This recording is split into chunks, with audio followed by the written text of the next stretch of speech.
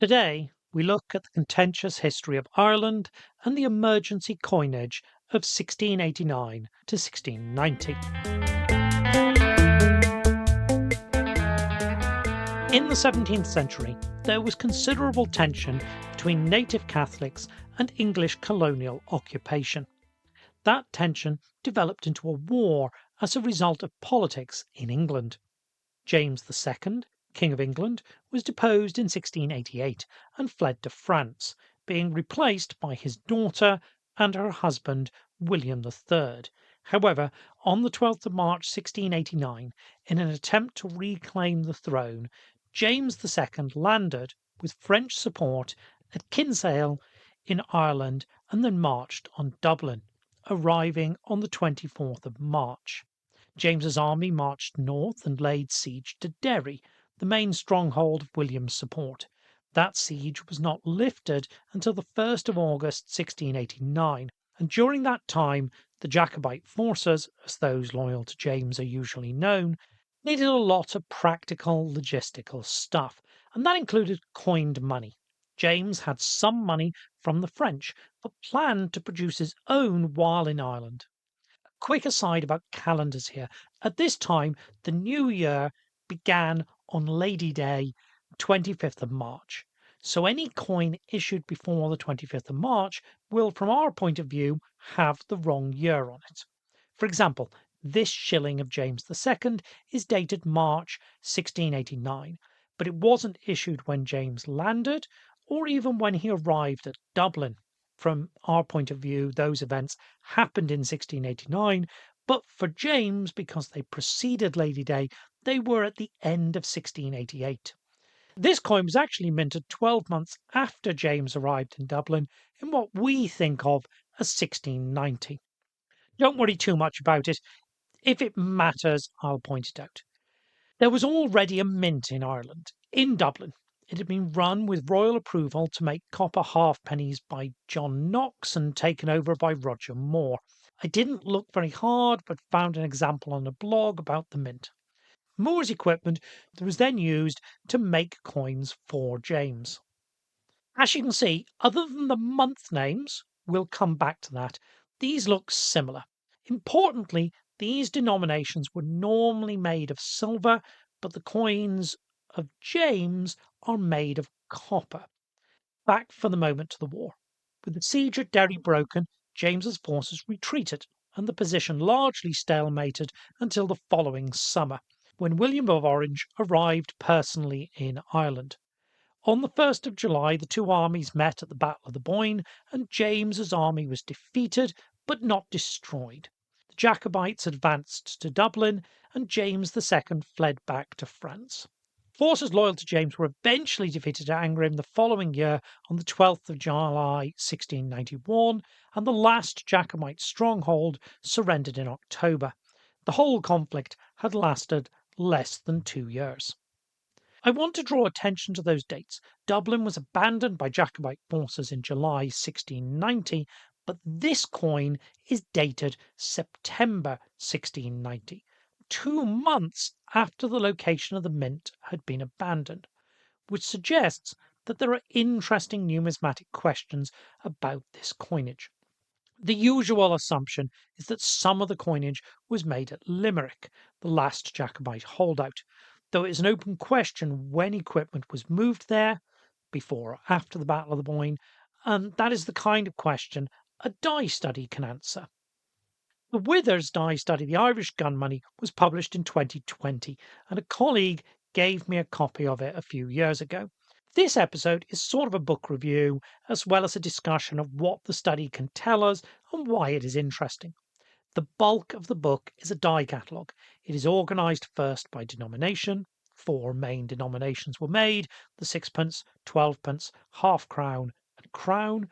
The crown has a distinct design. We'll come back to that later. But the other 3 use the same design and are simply marked with a denomination: 6, 12, or 30 in Roman numerals. I need to stop here and discuss a distinction that is often falsely made between fiduciary or token coinage and full-bodied or precious metal coinage. The idea, often presented by modern economists, is that ancient coins were literally worth their weight in silver, the value deriving from the value of the metal. And by contrast, modern coinage is a token, fiduciary coinage of no intrinsic value, and its worth is established purely by political power, often referred to as government fiat. But that's not really true. Ancient coins were almost always worth more than the metal they contained. They had to be to work as coins, otherwise, every time you issued a coin, the government would lose money on it.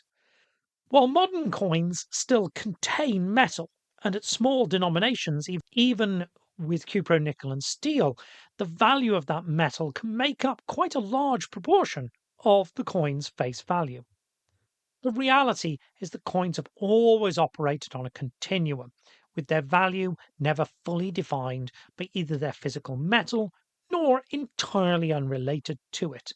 But a coinage can fall more or less to one end or the other, and that can be a point of contention, as it probably was for the gun money, which is made in copper but valued in denominations that at the time were normally issued in silver. A few decades later, in 1724, the satirist John Swift would pen a series of anonymous tracts, the Drapier Letters, decrying another base metal coinage known as Wood's halfpenny, and in that he would express exactly that idea of a continuum in which the material of some coins was worth a greater proportion of their face value than others. He writes, "The halfpence and farthings in England pass for very little more than they are worth, and if you should beat them into pieces, you would not lose much above a penny in a shilling. But Mr. Wood made his halfpence of such base metal that the brazier would hardly give you above a penny of good money for a shilling of his." He is essentially claiming that a contemporary English coin is overvalued by about 5%, while the Wood's halfpenny is worth 20 times its metal content, and implicitly that this is a very bad thing. One presumes similar sentiments circulated at the time of James's emergency gun money. Contemporary coins of William and Mary in the same denomination as James's gun money were made of silver, so their metal was a much greater fraction of the face value. But the continuum is not solely about the proportional value of the metal. If we look at modern Irish coinage, we can see another factor. The weight of modern coins is not proportional to their value.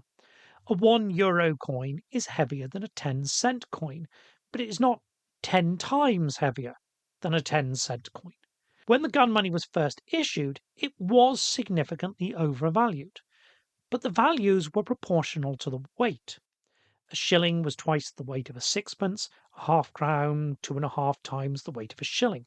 Conceptually, these coins still operate in a mental world in which a coin's value is proportional to the metal it contains. And that is why it's useful to remember this operates on a continuum. There was already a token element to English silver coinage. Issuing copper denominations moves you further down that scale, but it's a shift along a continuum, not a radical change of concept. Though, on a broader historical scale, such a radical change in conception is probably taking place in this period. The idea of a disconnect between the metal and the value was clearly possible for contemporaries to imagine. In March-April 1690, there was a major reorganisation of the emergency minting. Sixpence ceased to be issued. The sizes of the shillings and half-crowns were reduced, and a new denomination, the crown, was introduced in June. The key point is that the new crown was made by overstriking the old half-crowns. You can see this on the crown I'm illustrating, which is dated 1690. If we rotate the reverse, we can see the original date of 1689 on the undertype. Obviously, these weigh about 14 grams because the half-crowns they are overstruck on weighed about 14 grams. But the reduced shillings and half-crowns at 5 and 9 grams respectively are therefore too heavy as fractions for their weight to be proportional to their value. After the defeat of the Jacobites, the victorious English did assign values to these coins, which Harding gives as follows from an account roll. Though they valued small and large coins of the same denomination differently, the values aren't really proportional to their weight. I also suspect they may be undervalued compared to the worth of the actual copper. The Jacobites, it seems, were happy to greatly overvalue their copper coinage, but at least initially tried to maintain a consistent relationship between metal and face value, while the English were unwilling to accept that overvaluation, but do not appear to have cared very much for maintaining a correspondence between face value and metal content. Why does this matter? Well, I think there is a much broader topic I'm not going to engage with today, that the 17th century sees profound changes in how money was conceived and how particular things like coinage worked in Europe. And this sits in the middle of that. It's not the subject for this episode, but it is potentially a much larger, interesting topic that these coins speak to. Though copper coinage was already normal in Ireland, the Jacobites seem to have struggled for enough metal to actually supply their mints. Richard Talbot wrote at the time, "Above all, let not the copper be forgot, for we are forced to coin our brass guns for want of it." I don't really believe the mint was melting down usable guns to make coins, though other sources suggest scrapped cannons might have been used. But the hyperbole underpins a real problem the Jacobites faced, the need to make payments. The revaluation we've just discussed is more evidence of that problem. Nor does Talbot seem to be unaware that the problem was not really to do with the supply of metal. Governments can just print money, or in this case, strike it, but there are consequences when they do, and the Jacobites were fighting against that. The coins, produced in vast numbers, contemporary mint records suggest more than 10 million, undermined their own value. So let's turn for a moment to a meta-analysis. That I have quoted from several different documents about the coinage illustrates an important aspect of early modern European history. Documents survive. Mints have always kept records. The closer we get to the modern day, the more likely it is that those survive. Some people suggest that it makes die studies less useful for more recent coinages. After all, why bother using die counts, unreliable as the techniques are, to reconstruct mint output when you can just look up what the mint made? Well, let's take a look at some of the documentation that Withers referred to, which are records of how much the Dublin Mint made. These are incomplete, covering only a part of the period, and have some oddities. And as the Withers note, too many coins are involved for this to really relate to the single press Harding attributes them to. Unfortunately, the sections that deal with meta-analysis in this book are not great. They are primarily a short section by Gary Oddy, and they just don't really get into anything that's particularly interesting. They're far too concerned with talking about maths that isn't actually relevant.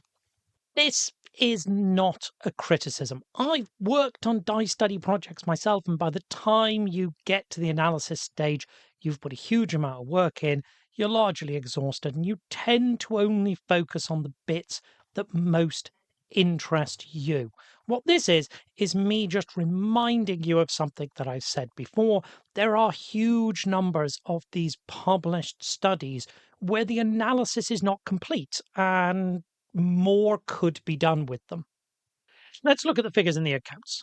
The figures are by week, not month, and some dies are used in multiple months, so there is some woolliness in aligning them with die counts.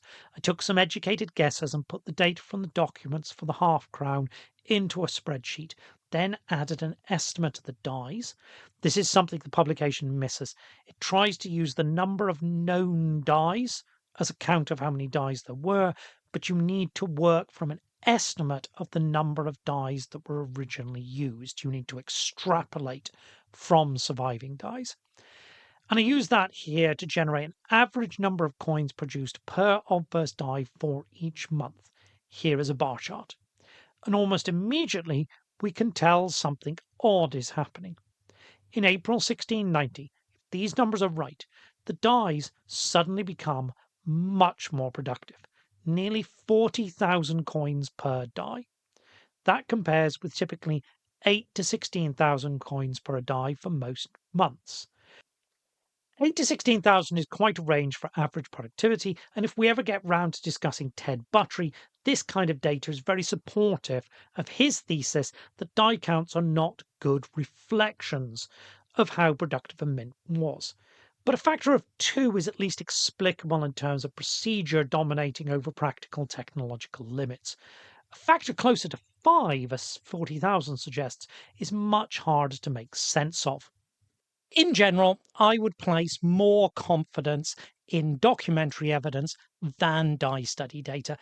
Extrapolating from die study data is difficult and unreliable, and documents are generally just better. Having said which, my first thought here was to go and check the numbers for the shillings. The shilling numbers are generally lower than for the half crowns. I assume that is something to do with the higher volume of production, but the peak in productivity around April is still there. Could our numbers for the dies just be wrong? Possible. However, there are two other oddities. This is the period when the Limerick Mint is opened and when the coinage is reorganised to introduce the crown and replace the old half crowns and shillings. So it might have something to do with that. Let's begin with how a die count could be wrong.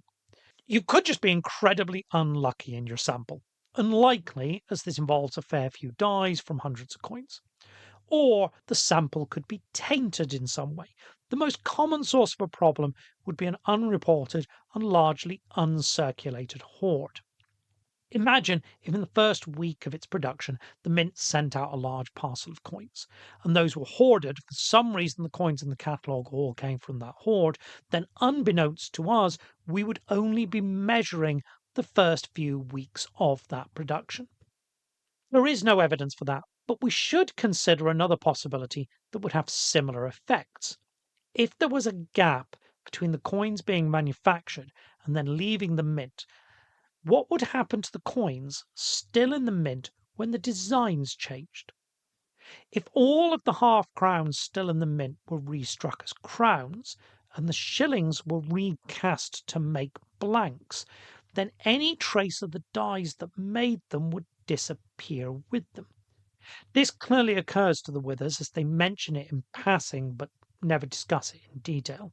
And it's worth noting there is an oddity, a series of round numbers in the mint records, which we ought to be suspicious about. Though, to be fair, there is documentary evidence suggesting that there was a bit of a lag before coins were recalled, so this is not a very likely hypothesis. However, I really wanted to look at this theoretical possibility.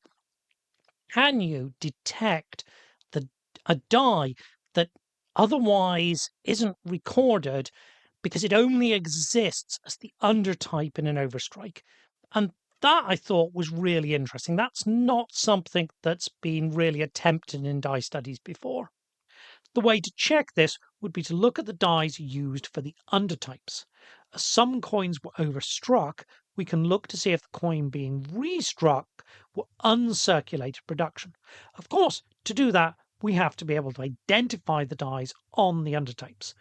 Can we actually do that? This, to me, is one of the most interesting questions the Gunmoney raised. Is it actually possible to identify a die in the undertype of an overstrike? Given the distortion caused, the partial survival of the undertype, and that this is not an easy coinage to die study in the first place, it seems likely to be challenging. I cannot use the Withers catalogue for this. The catalogue uses those coins where the undertype is least apparent. For obvious reasons, it makes the die you're actually trying to look at easier to identify. And the images are very small. So I went and found a few hundred images from coin archives. I then isolated the side of each coin that was overstruck on the half crowns and tried to identify what the date on the undertype was. I began with this coin, sold by Spink in 2022. It's easy enough to read the original year, which is 1689, and once you've orientated it, you know where to look for the month. The months are generally harder to read, as they are closer to the centre of the coin and more likely to be obliterated by the overstriking. However, This one must have read October. You can just about see traces of an O around the horse's mouth and a T on the right, but the giveaway is the character that looks like a capital B above the line of the rest of the date. It is actually an R, and it's distinctive of just two dies recorded by the Withers, reverses 33 and 34, which fortunately makes this very easy. The most obvious difference between the two dies is that the left-hand sceptre behind the crown meets the X of Rex on 34 and follows it on 33, and that detail is clearly visible on the undertype, so we can identify the die here. Having established in principle that I could identify the die on an undertype, I repeated the process for a December undertype. In this case, it was necessary to compare the undertype with every December die in the catalogue, but I was able to establish 4 points of comparison and match it to reverse 8 without too much difficulty.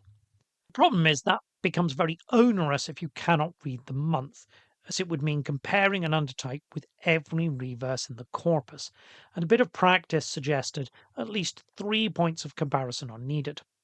Of the 100 images I downloaded, I was able to identify an undertype, sufficiently to orientate the coin, on 58 examples. Of the ones I could identify, a lot were low resolution images, so I could not use those. Of the 58, there were 37 for which I could identify a date, 24 in 1689 and 13 for 1690. However, it's much harder to read the month. Of the 37 where a year could be established, it was possible to read a month on only 9 of them. That's just 10% of the sample. But those were a well-distributed group. Only one coin had an April 1690 undertype. For that, it was possible to find 3 points of comparison and establish it was reverse die 16 in the Withers catalogue, not some otherwise unknown die that might reflect a massive reminting that would throw out the meta-die analysis. So I think we can discount the theory I floated earlier. While this is not definitive, and there is no question that interesting study could be done by systematically matching dies to the under and over types, I think it strongly suggests that when the mint revalued the coins and shifted the weights, the new crowns were struck on a fairly random sample of already circulating half crowns. There was no pile of unissued April 1690 coins to restrike. Having come to the conclusion that something odd happens to the numbers in April, but not knowing what that something is, I want to draw attention to an article post the publication of the corpus by McConamar, who is also interested in an anomaly. McConamar, I'm not really sure how to pronounce that name, so apologies if I'm butchering that, is concerned with the sixpences. They appear to be non-issued in October 1689. It's worth noting that there is a huge discrepancy between the minting figures the Withers reproduce and the die counts from their own study, as we've already noted. The figures seem to suggest that there are months where sixpences were made for which coins do not survive, and vice versa. And if we repeat our previous calculations for productivity using the sixpences, we can see the numbers are all over the place. There is something very odd going on here. Anyway, the article's main concern is an anonymous contemporary source which reports the mint has been of late altogether managed by Protestants. Sometime since there being papists in one branch were discovered to cheat above £500 a week in the sixpences, for which they were slightly punished and so turned off, which had been death in a Protestant. I have mixed feelings about this article. It features a bunch of documentary sources that the Withers don't cover, so it was really useful to me. On the other hand, it just takes what this source is saying way too uncritically without asking why would this source be saying and how would this source know. I think you, like me, are probably thinking that this is just an example of partisan bile and that we shouldn't take it too seriously. But it's worth exploring. Let us assume, partisan bile aside, that there is a grain of truth to our anonymous writer's claim and that a group of mint workers did cheat on a significant scale. What exactly does cheat mean?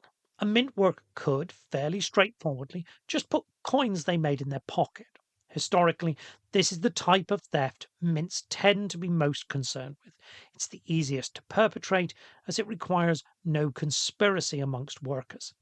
Mint workers can also adulterate the metal, reducing expensive metals in the alloy or making the blanks too light and pocketing the difference as bullion. That is harder than simply stealing coins because there are multiple points in production where it could be detected and therefore it requires multiple workers to coordinate.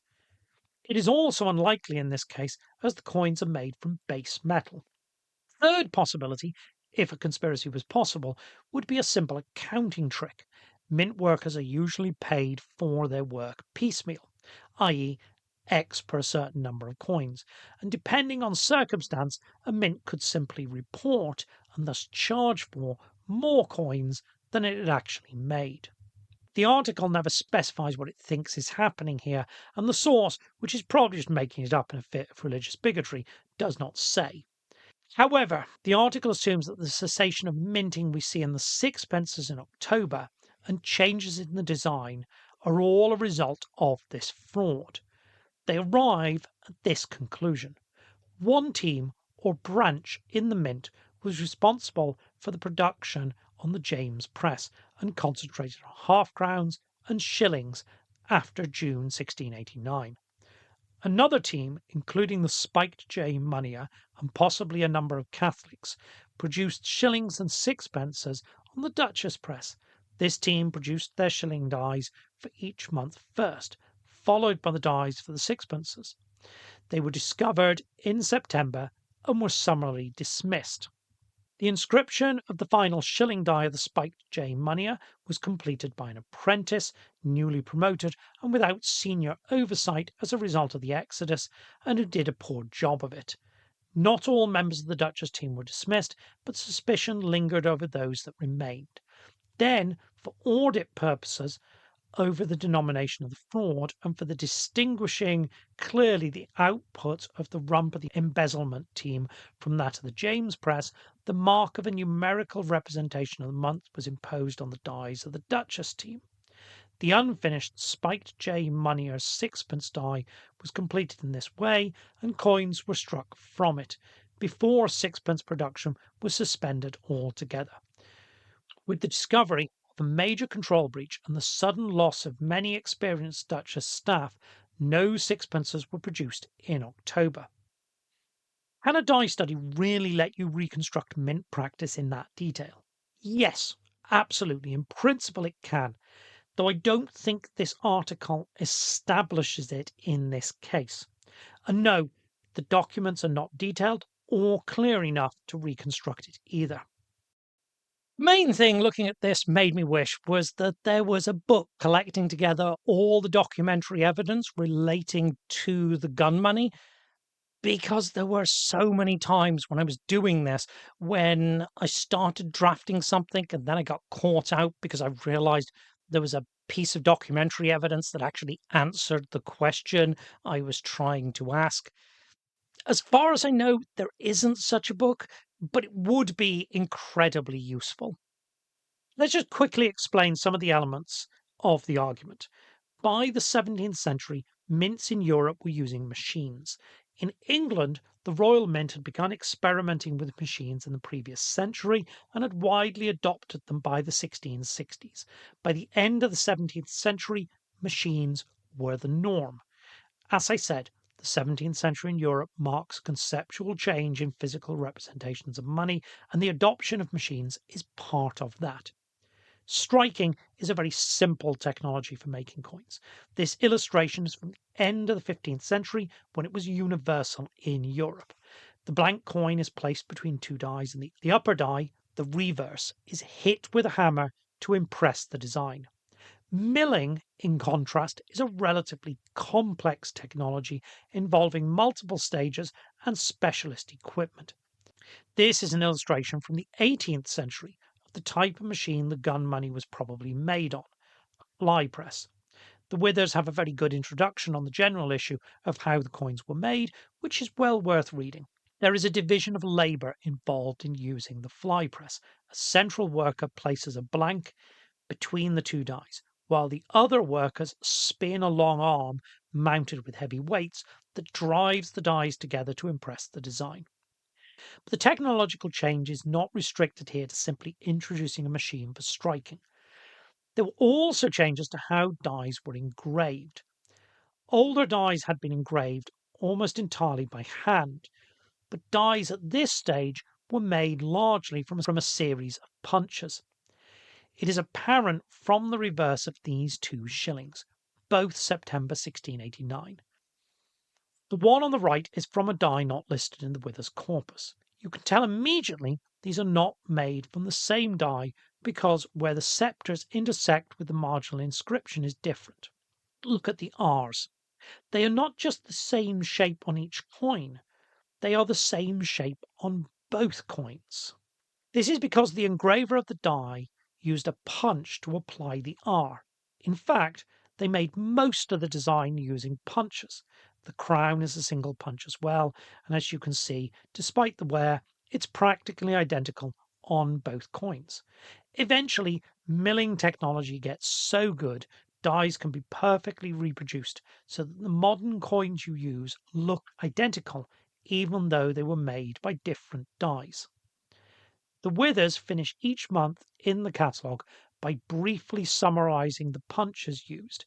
In this case, they note 3 different sets of letter punches. The coin we are looking at uses the second of these sets with a curving J, a flat-topped A, and a medium M. The article we've been discussing is concerned with a particular punch used for the 1 of the date, which we can see on this coin. This particular punch features a spike projecting on the bottom right of the letter. That punch stops being used in October, and the article assumes a one-to-one relationship with a mint worker, the spiked J moneyer.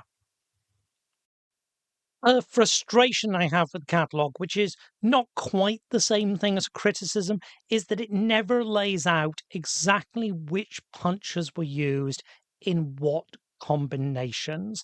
And that would have made this analysis a lot easier for me if it had done so.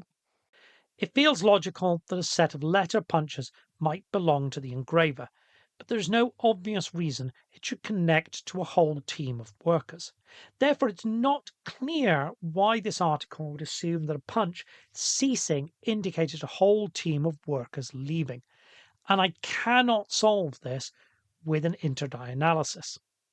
To illustrate the problem and to help explain the two teams issue, here is the interdie analysis for the shillings in August 1689.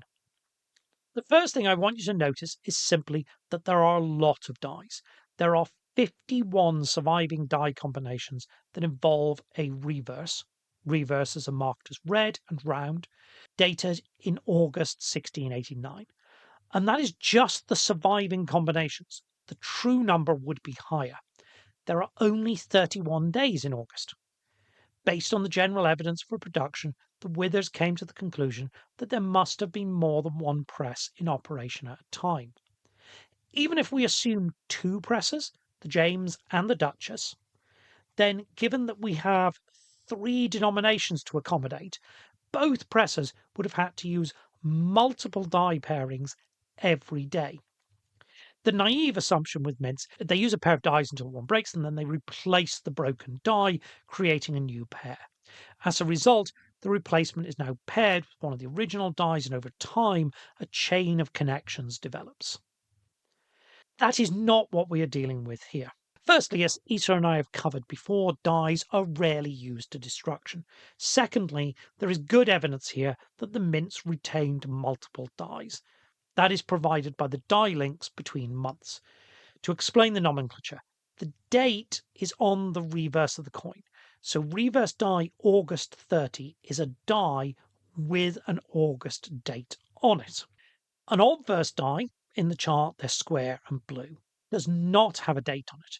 So the obverse named July 2 has that name because the earliest reverse it was used in combination with was from July 1869, but it was also used in combination with a reverse die dated in August, creating a die link between the 2 months. This is not uncommon in the gun money, and it's not particularly surprising. You would expect, in the simple chain hypothesis, for the last obverse of each month to be paired with the first reverse of the next. But importantly, there are 4 known obverses used with August dies, which are subsequently used with dies from later months, 3 with September dies, and 1 with an October die. And that is not unusual. So unless we assume at least 4 pressers operating in Dublin, we must conclude that dies were removed without wearing out and set to one side, and could then be entered back into use if needed.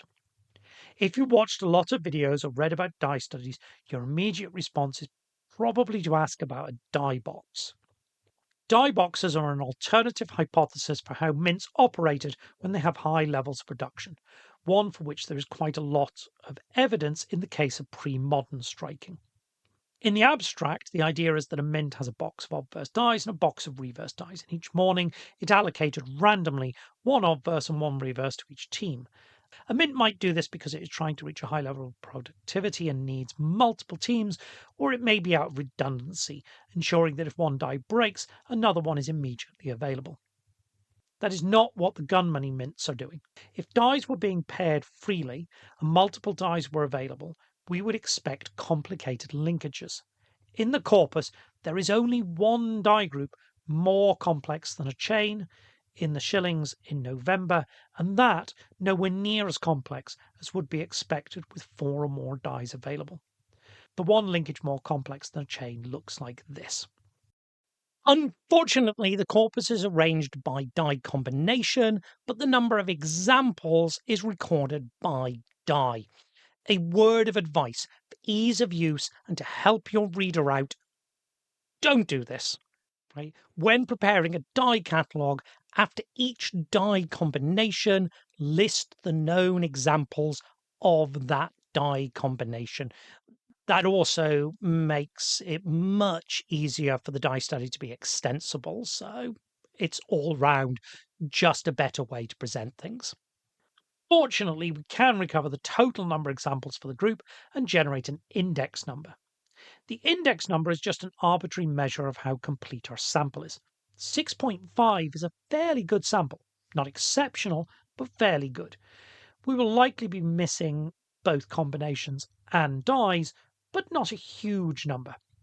It's roughly comparable with the index number for the chains we have associated with August. Those range from 4 to 7.6.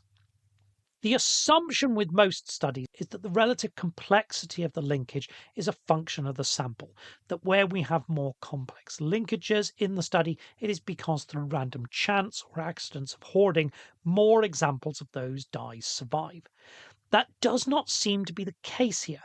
The isolated obverses and reverses for August collectively have a comparable index number of 4.7, and the singletons actually have an even higher index number, collectively 8.3. Almost every singleton is represented by more than one coin. So what do I think this tells us? Well, there is a name for this type of pattern in a linkage. It is discontinuous. It implies that something about the procedure prevented dies being paired freely. My guess is this: that the teams making dies supplied them to the Mint administration. Each time a shift began, the Mint administration allocated a pair of dies to that shift.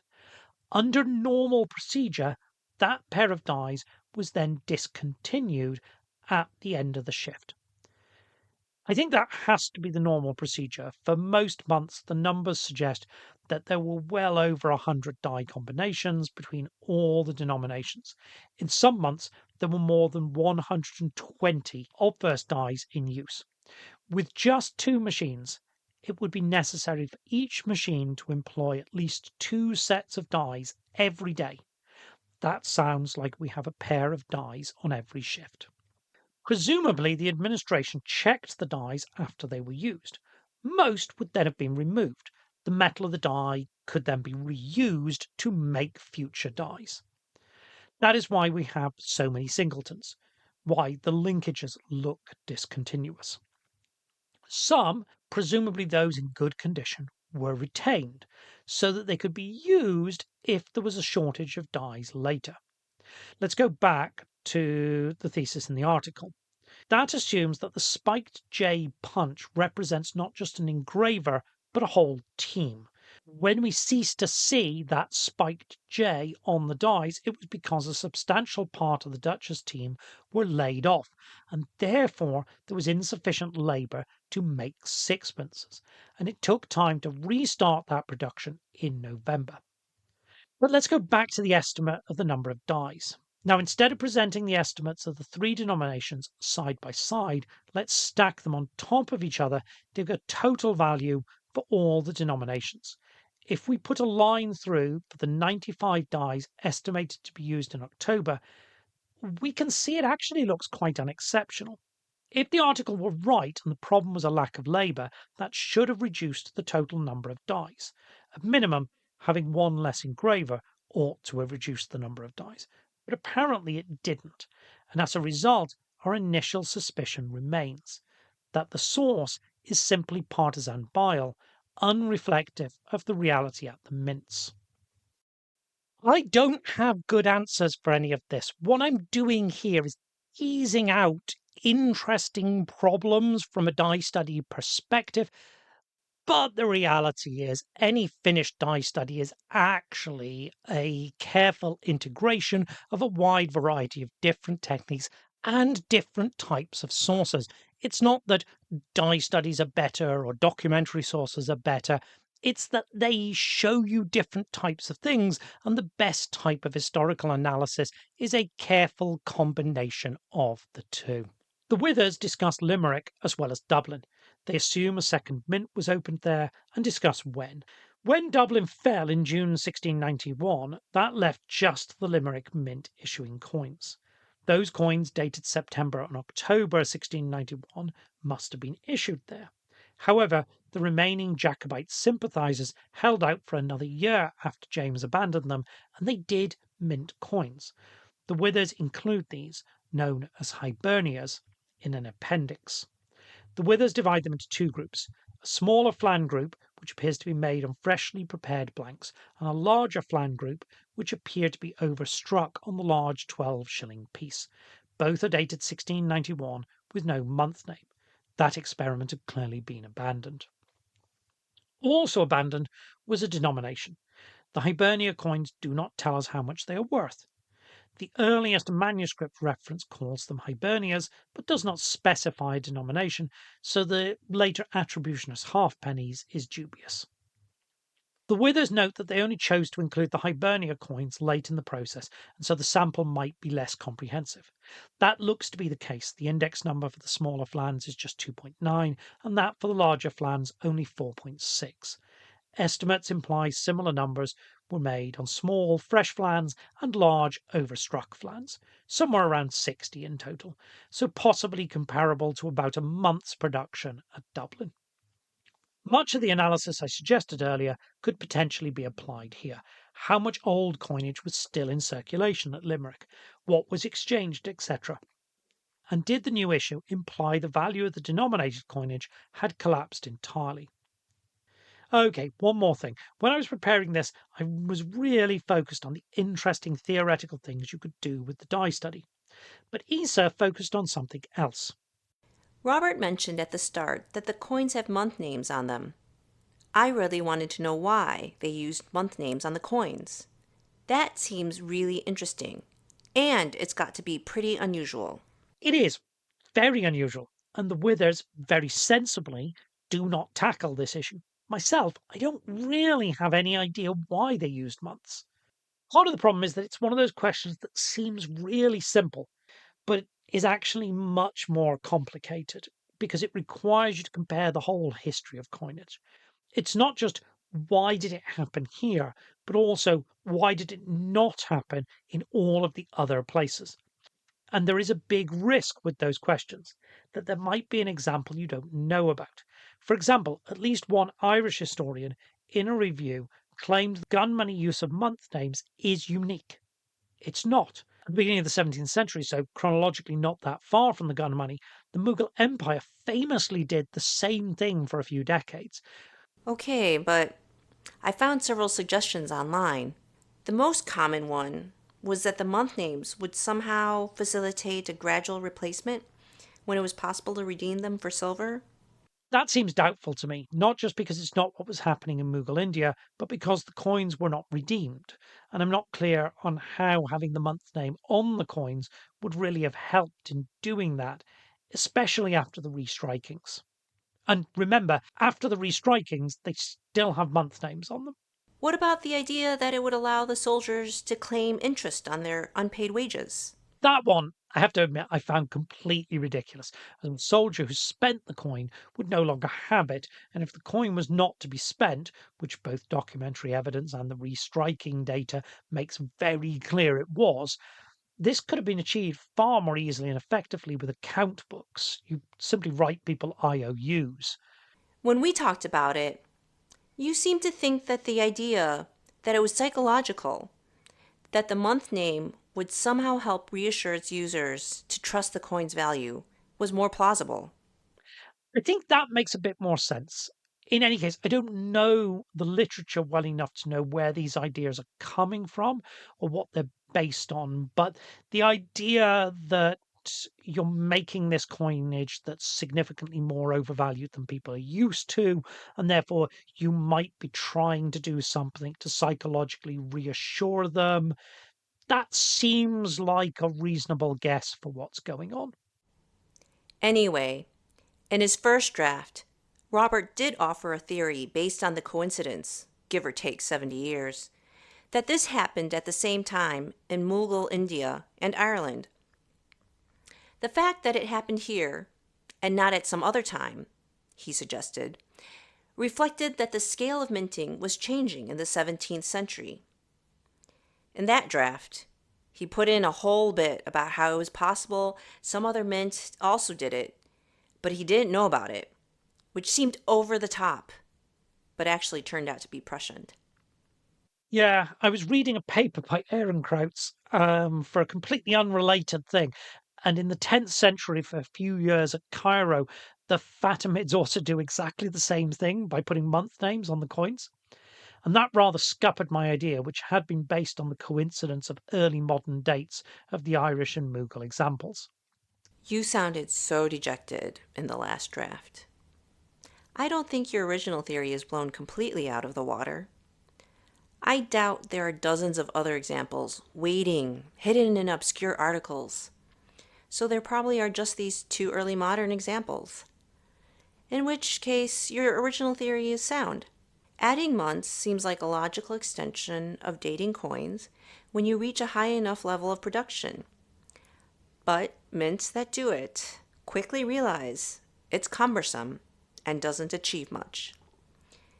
Yes, the Fatimids also do it, but they are centuries apart, and maybe there's just something peculiar there.